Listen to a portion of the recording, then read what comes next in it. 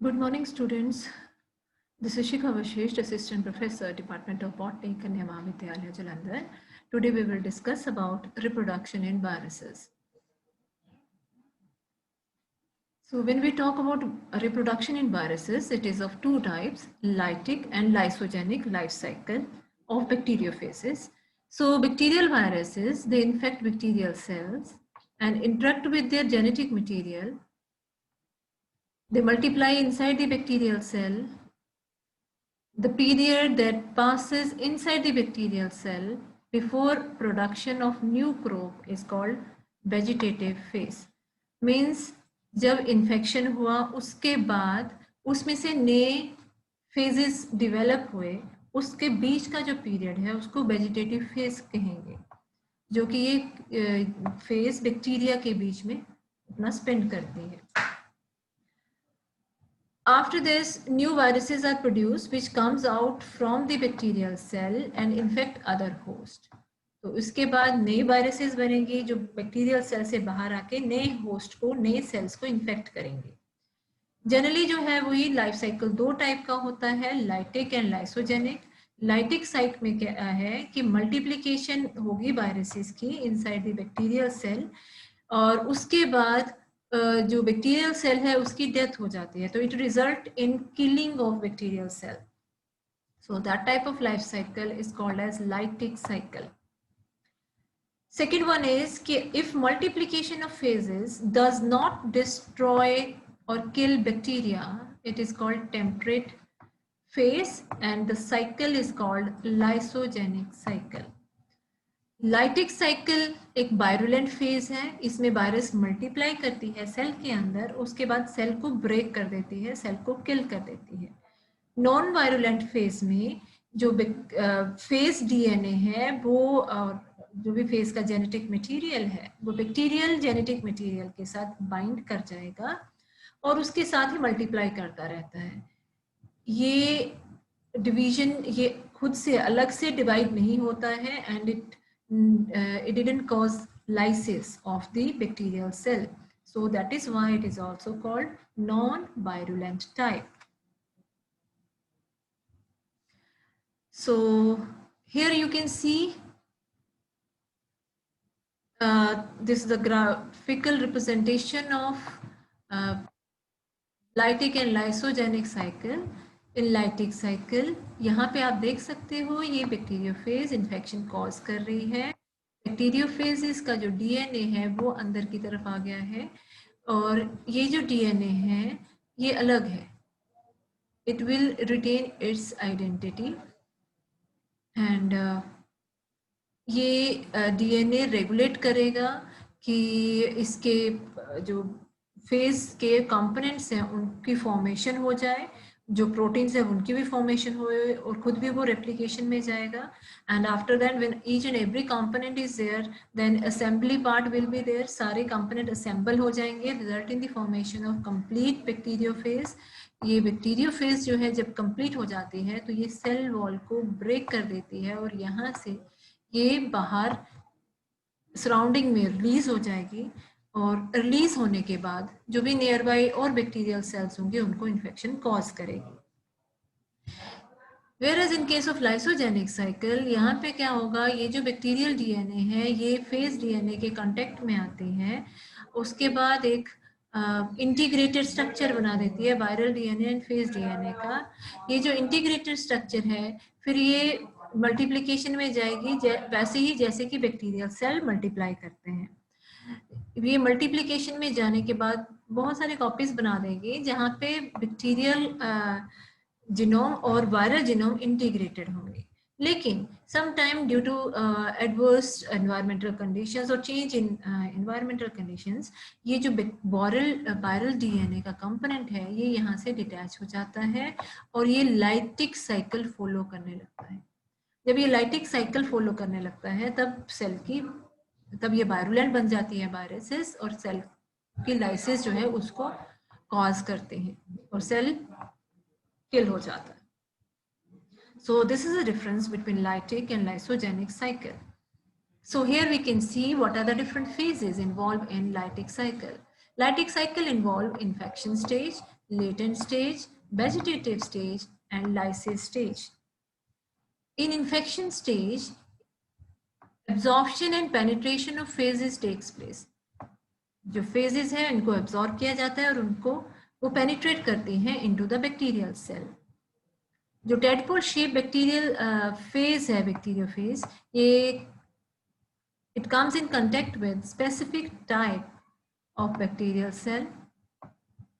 It becomes absorbed to the cell wall of bacterium by its distal end of tail. तो अपने end tail के साथ ये उसके साथ contact में आ जाता है. Tail fibers जो हैं they attached to the hexagonal end plate. Hexagonal end plate के help से वो attach करती हैं bacterial surface के साथ. So ये जो एक्टिविटी है इसमें एक एंजाइम इन्वॉल्व होता है लाइसोजाइम, जो सेल वॉल है बैक्टीरियल सेल की उसको डिसॉल्व करके एक पोर जनरेट करेगा, होल जनरेट करेगा, जिसके थ्रू डीएनए कंटेंट जो है वो फेसेस का ट्रांसफर हो जाता है इनटू द बैक्टीरिया. सो जो बैक्टीरियल जीनोम है, बैक्टीरियल साइटोप्लाज्म है, उसमें फेस जीनोम जो है वो भी प्रेजेंट होगा, उसका अपना जीनोम तो होगा ही. साथ में ये जो एम्प्टी प्रोटीन्स होंगे that remain on the surface of the bacteria and in structure को कहा जाता है ghost. Second is latent stage. Latent stage जो है ये शुरू होती है सून आफ्टर इन्फेक्शन. इन्फेक्शन के बाद इसमें वायरल डीएनए जो है वो सिंथेसाइज करता है some nucleases which digest the bacterial nucleoid. तो यहाँ पे वो बैक्टीरियल न्यूक्लियोइड को डाइजेस्ट कर देंगे. वायरल डीएनए न्यूक्लियेसेस सिक्रेट करेंगी, वो बैक्टीरियल जीनोम को डाइजेस्ट कर देंगी. जो बैक्टीरियल डीएनए है वो डिसइंटीग्रेट होके अपने जो न्यूक्लियोटाइड्स है वो रिलीज कर देगा, ब्रेकेज हो जाएगी. उनके बीच में जो कनेक्शन है, जो बॉन्ड्स हैं वो ब्रेक करने शुरू हो जाते हैं. अब ये जो न्यूक्लियोटाइड्स हैं इन्हीं को यूटिलाइज करके फेस डीएनए जो है वो अपने न्यू एंजाइम सिंथेसाइज करना शुरू कर देता है जो कि उसको रेप्लिकेशन के लिए चाहिए. इस फेज को लेटेंट फेज और एक्लिप्स स्टेज कहा जाता है. Next is vegetative stage. Vegetative stage में जो फेस डीएनए है it replicates into about 100 to 150 DNA molecules utilizing the nucleotides and the fragments of bacterial DNA.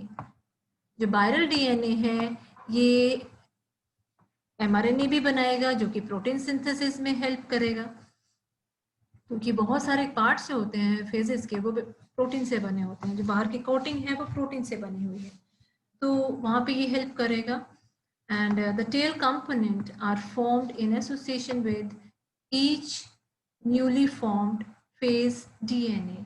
तो जितने भी न्यूली फॉर्म फेज डीएनए होंगे उसके लिए प्रोटीन की कवरिंग और उसका टेल कंपोनेंट, सारे कंपोनेंट्स जो हैं उसका डीएनए जो फेज डीएनए है वो डायरेक्ट करके बनवाता है.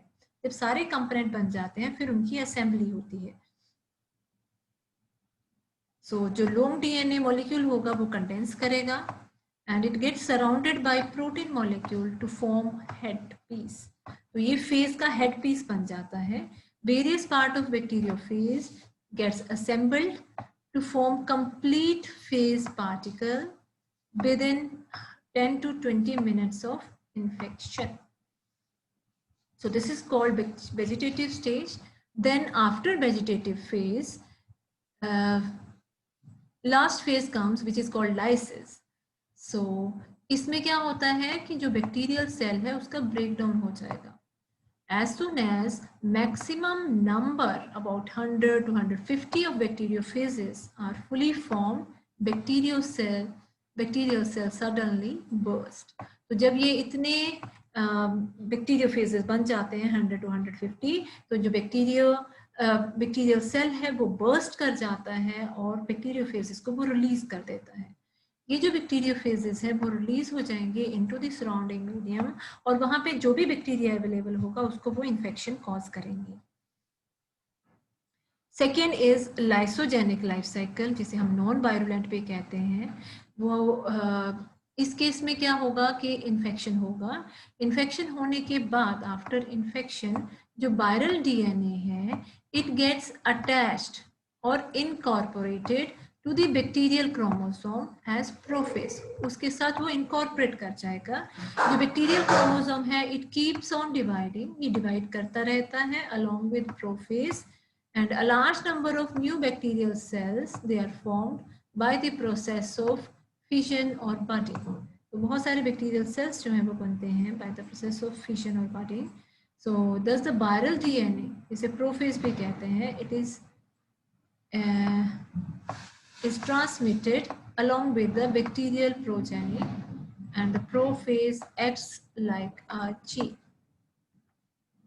So this is also one of the diagrammatic representation. Here also you can see कि ये जब DNA अंदर आता है तो वो इंडिपेंडेंट रहता है, इंटीग्रेट नहीं करता, ये मल्टीप्लाई करता है और इसको वैसे डिसइंटीग्रेट कर देगा, ये ब्रेक कर जाएगा, क्योंकि इसकी ब्रेकेज के बाद ही जो न्यूक्लियोटाइड रिलीज होते हैं वही ये यूटिलाइज करता है अपना जेनेटिक मटेरियल फॉर्म करने के लिए। तो जितनी इसकी कॉपीज बनती हैं इसके जेनेटिक मटेरियल की, उतने ही प्रोटीन की कैप्स जो है ये बनाता है और उसके बाद उनकी असेंबली होके फिर लाइसिस के बाद वो रिलीज हो जाता है। लाइसोजेनिक में वो इंटीग्रेट कर जाता है और ऐसे ही डिवाइड करता है।